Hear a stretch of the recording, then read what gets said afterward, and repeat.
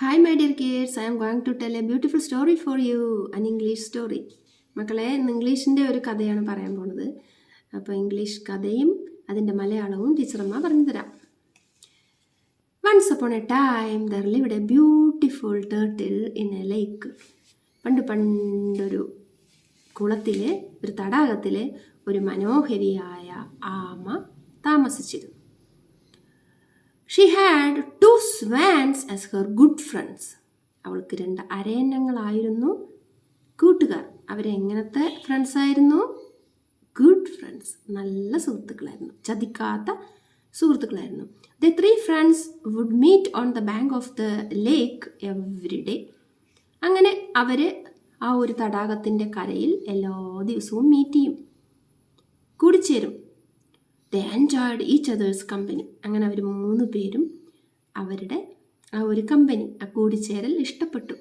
ആമയും അരയന്നങ്ങളും എപ്പോഴും ആ തടാകത്തിൻ്റെ കരയിൽ വർത്തമാനം പറഞ്ഞങ്ങനെ ഇരുന്നു.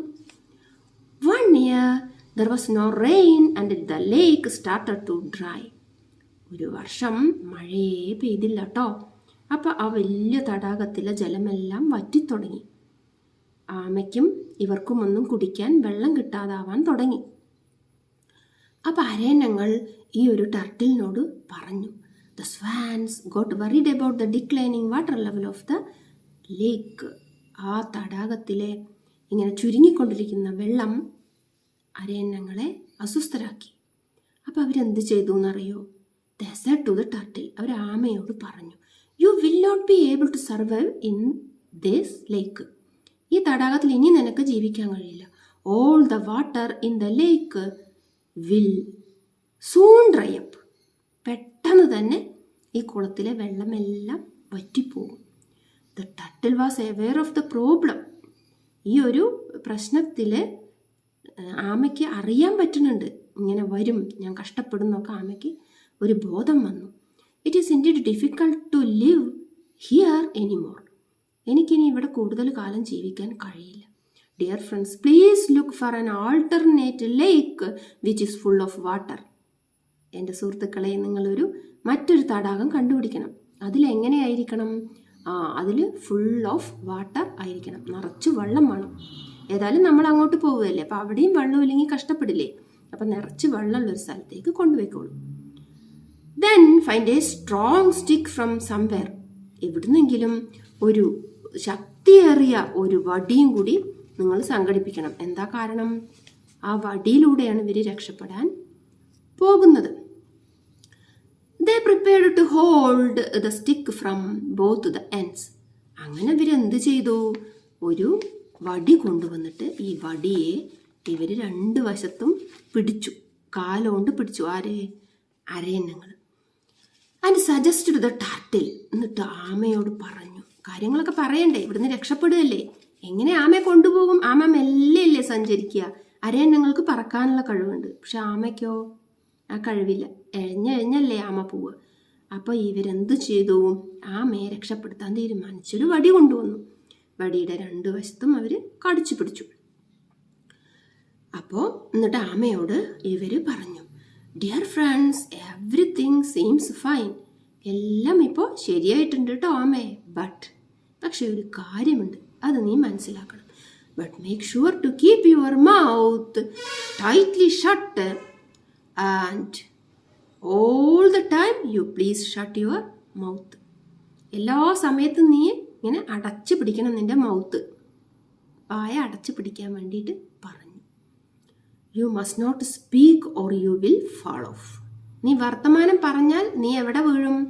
താഴേക്ക് വീഴും. പിന്നെ നിന്നെ ആരും എടുക്കാൻ വരില്ല, പൊടി കിട്ടില്ല നിന്റെ.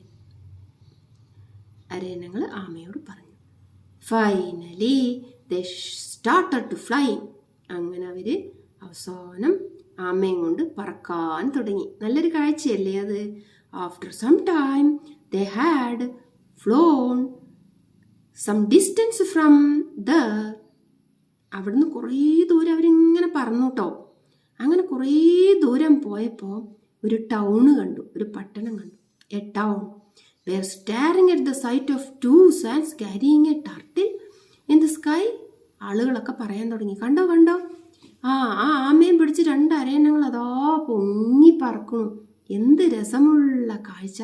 ആളുകൾ ഇങ്ങനെ പറഞ്ഞു. The people of the town were staring at the sight of 2 swans carrying a turtle in the sky.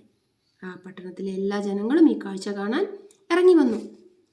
Look at that, അവർ പറഞ്ഞു. നോക്കടാ നോക്ക്, this is a rare sight. നമ്മൾ എവിടെയും ഇങ്ങനെ ഒരു സൈറ്റ് കണ്ടിട്ടില്ല. ഒരു അത്യപൂർവ കാഴ്ചയാണിത്. 2 birds are carrying a turtle with the help of a stick. They shouted in admiration.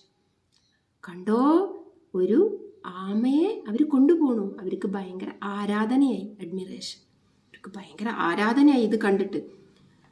On hearing all the commotion, the turtle opened her mouth. ഈ ബഹളങ്ങളൊക്കെ കണ്ടപ്പോൾ നമ്മുടെ ആമ എന്ത് ചെയ്തു? വായ തുറന്നു. എന്തിനായിരിക്കും ആമ വായ തുറന്നത്? What is all the commotion about? She said. She asked. അവളിങ്ങനെ ഈ അരയന്നങ്ങളോട് ചോദിച്ചു, എന്താണ് പ്രിയപ്പെട്ട സുഹൃത്തുക്കളെ ആ താഴത്ത് നടക്കുന്ന ബഹളങ്ങളൊക്കെ? അപ്പോൾ ആമ എന്ത് ചെയ്തിട്ടുണ്ട്? അവിടെ വായ തുറന്നാൽ എന്താ ചെയ്യുക?